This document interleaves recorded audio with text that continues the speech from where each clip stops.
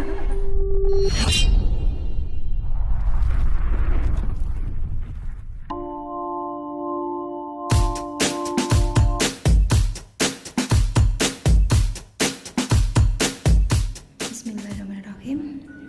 Allahumma sholli ala Sayyidina Muhammad wa aski dhalimin bidhalimin.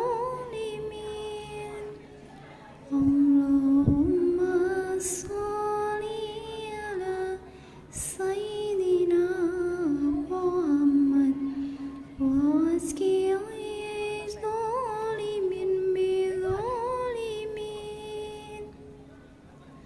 وأخرجنا من بينهم سالمين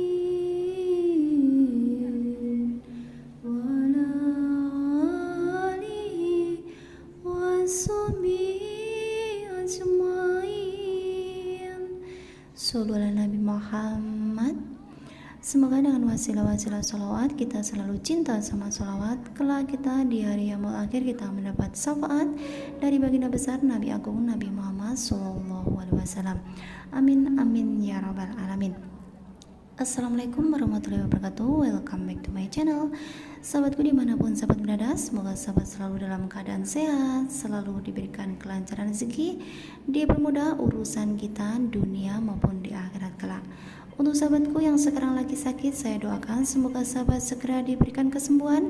Dan untuk sahabatku yang sekarang lagi kurang bahagia, saya doakan semoga Allah akan memberikan kebaikan-kebaikan agar kita senantiasa selalu bisa berbahagia. Amin Allahumma amin. Nah sahabat, ini aku mau berbagi momen di saat aku liburan ya.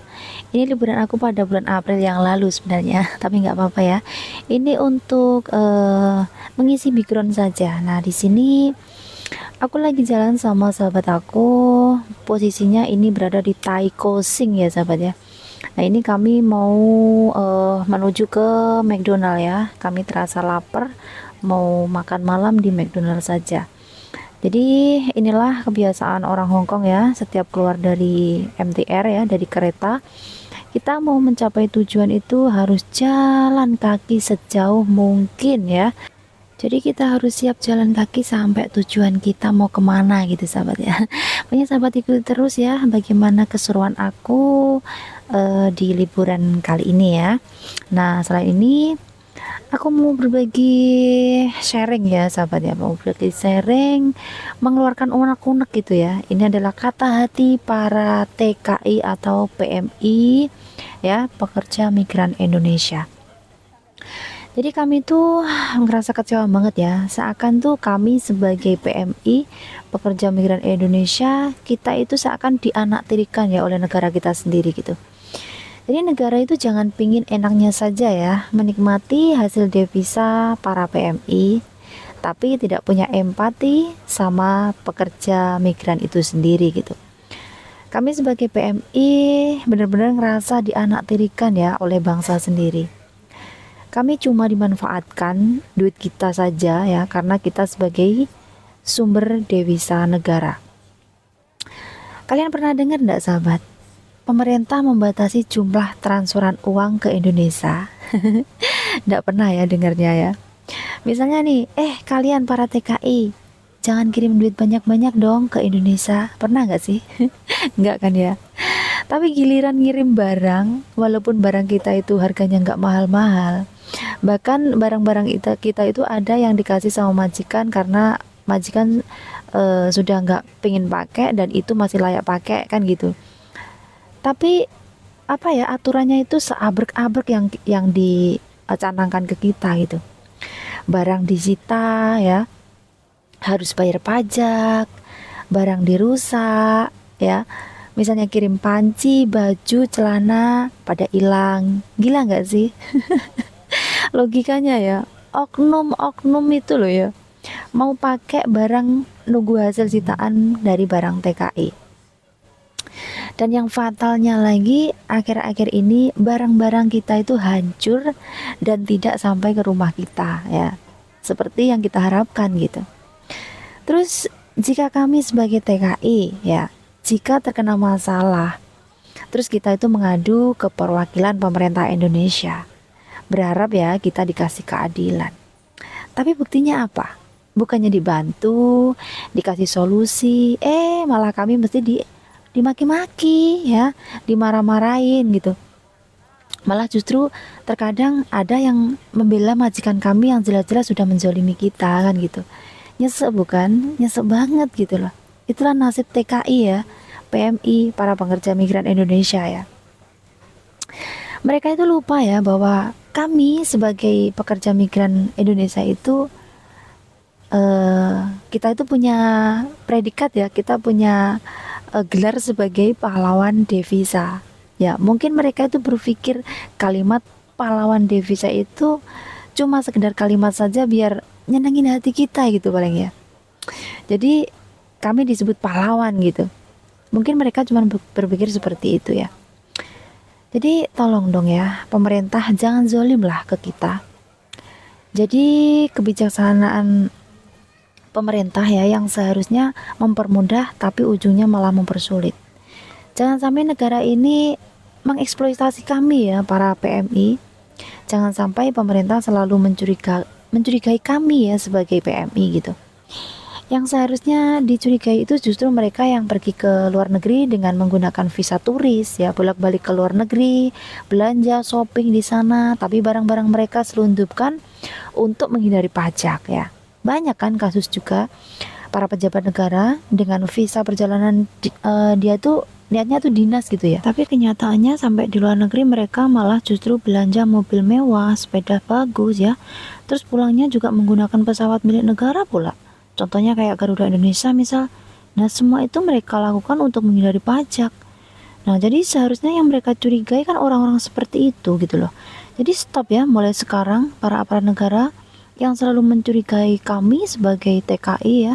Jadi tanamkan pada mindset kalian, berikan penghormatan pada kami para pekerja migran Indonesia sebagai upaya kalian berterima kasih lah ya pada kami bahwa kami adalah para pejuang devisa negara gitu. 2024 ini BMI telah terilis ya sumbangan devisa para pekerja migran Indonesia itu berada di posisi 207 triliun ya dari 159,6 triliun gitu loh. Jadi kalian tuh para putra-putri Indonesia yang terbaik ya, yang terpilih ya menjadi aparat negara. Hey, kalian jangan malah mempersulit kami dengan aturan-aturan yang kalian buat ya. Kalian jangan menzolimi kami gitu, yang sudah berjasa pada bangsa Indonesia.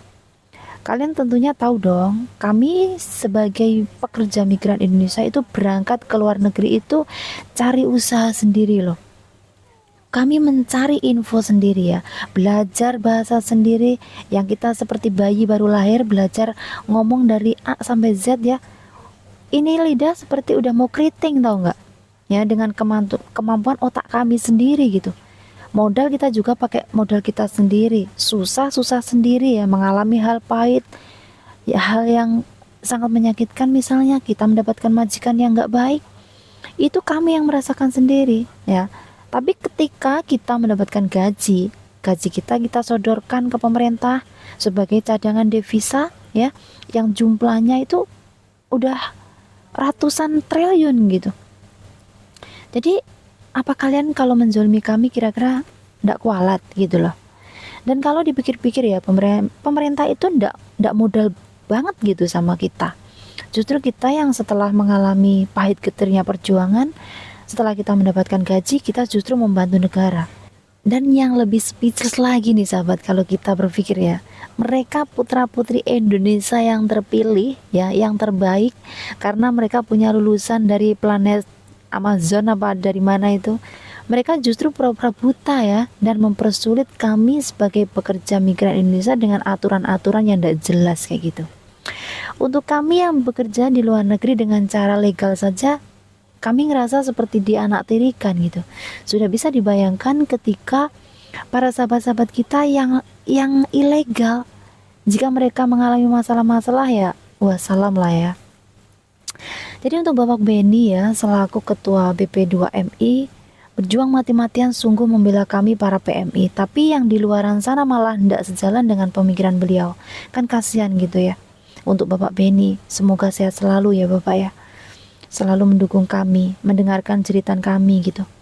Jadi anehnya ya, yang memang aparat negara ya dalam menangani kasus apapun itu giliran masalah uang, wah gercepnya bukan kepalang tuh. Yang bisa dilihat ya kita.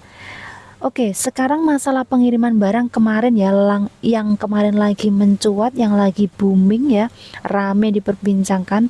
Setelah itu ada keputusan bahwa barang milik PMI yang mangkrak kemarin itu ya, mau dikirim ke daerah masing-masing kan gitu katanya. Tapi ternyata sampai sekarang pun bullshit ya. Sampai sekarang tidak ada pergerakan sama sekali. Berarti kan cuman bikin adem netizen aja kan gitu.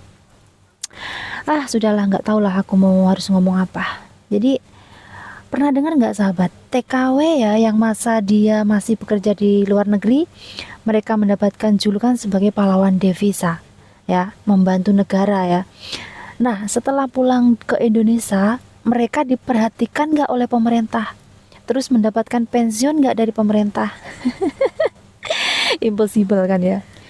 Oke, jadi kesimpulannya ya, kita walaupun yang tadinya sudah ikhlas ya, kita tulus membantu pemerintah, tapi ketika kita itu sudah pensiun dari menjadi TKI ya, kita nggak ada yang namanya pensiunan dari pemerintah.